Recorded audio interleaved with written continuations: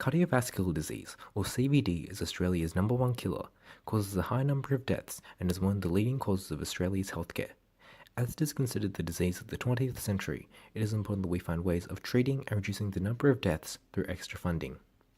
My name is Andrew Sewin, and as a science student at the University of Sydney, it is important that more research funding be put into this subject area. There is still so little that we know about cardiovascular disease and what causes it. Despite recent research developments, CVD is still one of the biggest economical burdens in our economy. Australian stroke victims being an example, with living costs costing over $2.4 billion in total.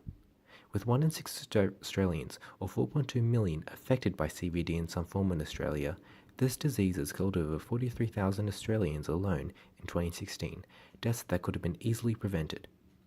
We are living in an age where society has become lazier and exposed to sugary, salty, and fatty foods, which puts us at risk of cardiovascular disease.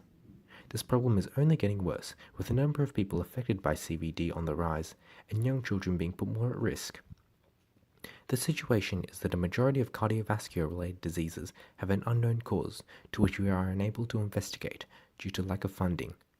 Another issue is that most of our current treatments for CVD have unwanted side effects, like for atherothrombotic treatments, the effects involving healthy clots, like healing clots, being targeted instead of the blood clots.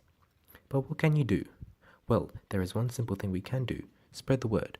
The more people are aware of this health problem, the greater the push for the necessity of finding better treatments and cures to handle and reduce the number of people affected by cardiovascular disease.